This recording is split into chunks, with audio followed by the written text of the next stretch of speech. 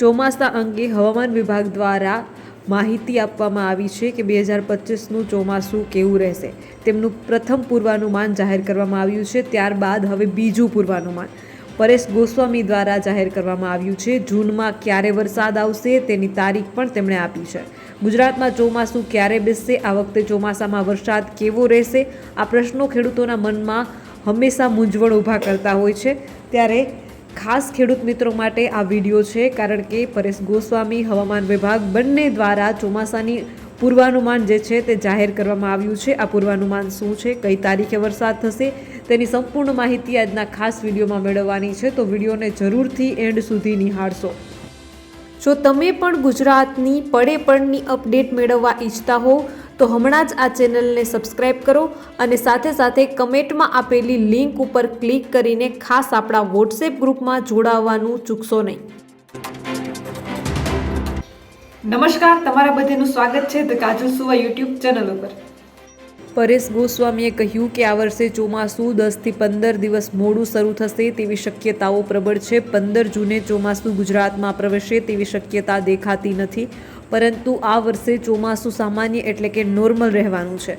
Normal ચોમાસું એટલે કે 98થી 106% સુધીનો વરસાદ જોવા મળે તેવી શક્યતા છે.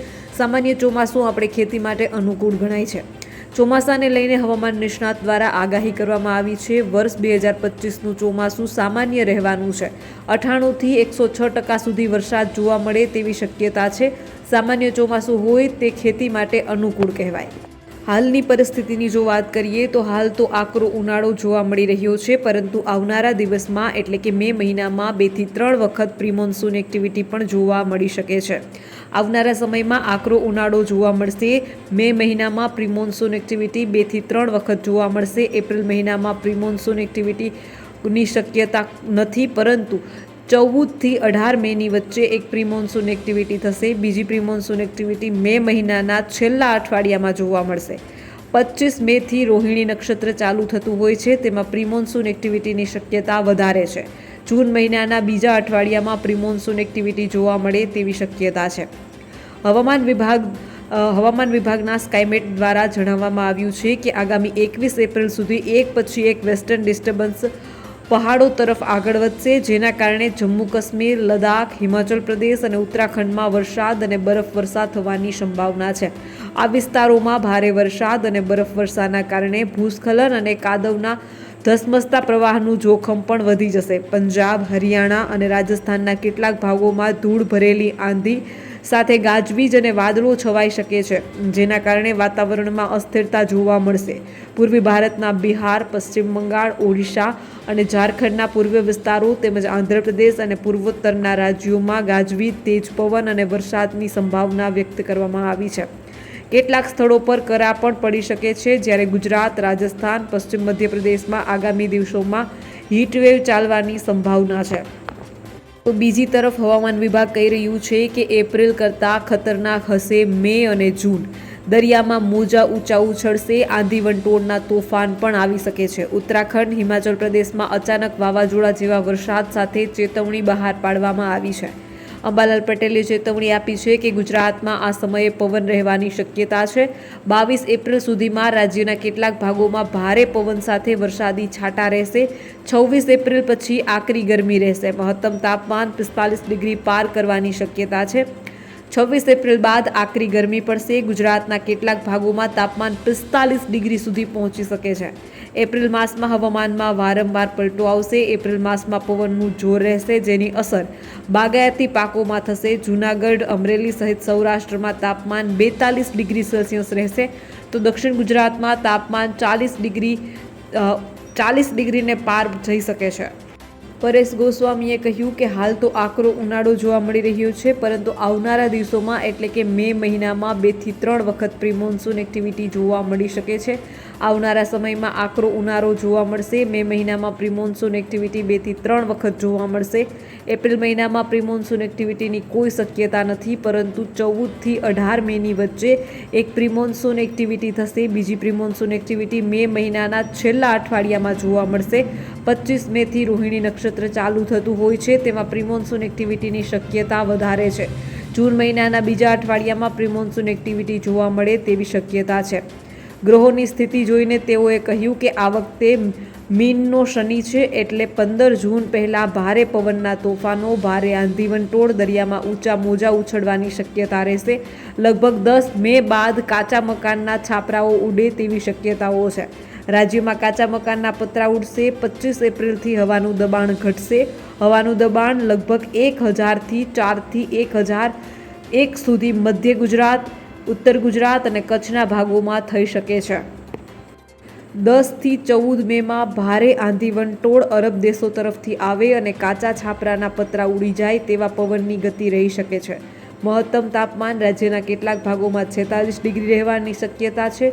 જે 22 મેથી 4 જૂન વચ્ચે રાજ્યના કેટલાક ભાગોમાં વરસાદ થવાની શક્યતાઓ છે.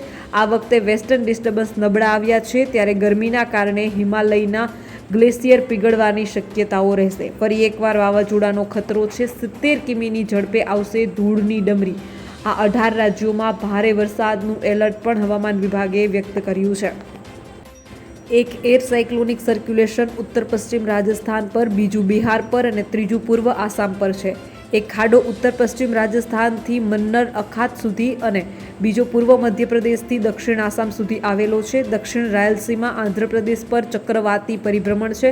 તેની અસરને કારણે આગામી 5 દિવસ દરમિયાન ઉત્તર પૂર્વ અને પૂર્વ ભારતમાં વાવાઝોડા સાથે ભારેથી અતિ ભારે વરસાદની અપેક્ષા છે.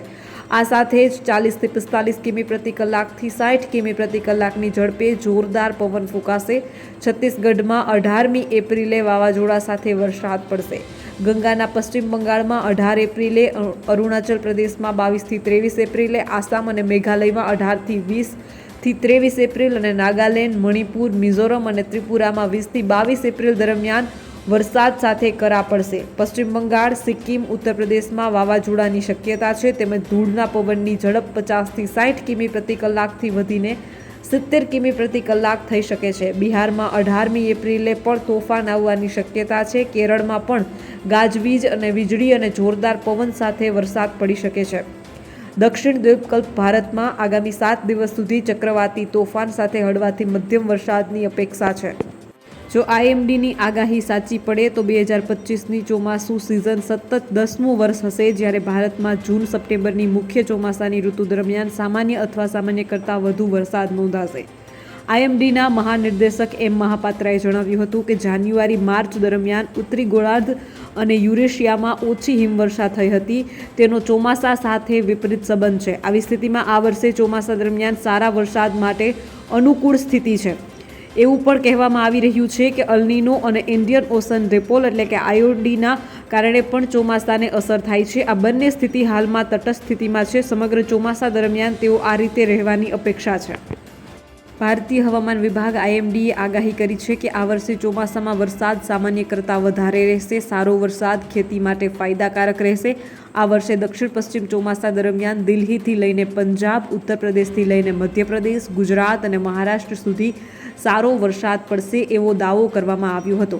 હવામાન વિભાગે આ સિઝનમાં કેરળથી કર્ણાટક, એટલું જ નહીં આંધ્રપ્રદેશથી મહારાષ્ટ્ર સુધી સારા વરસાદની આગાહી છે. હવામાન વિભાગે કહ્યું કે આ સતત બીજું વર્ષ છે જ્યારે ચોમાસા માટે સામાન્ય કરતાં વધુ વરસાદની આગાહી કરવામાં આવી છે.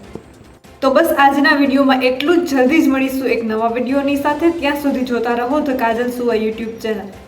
નમસ્કાર.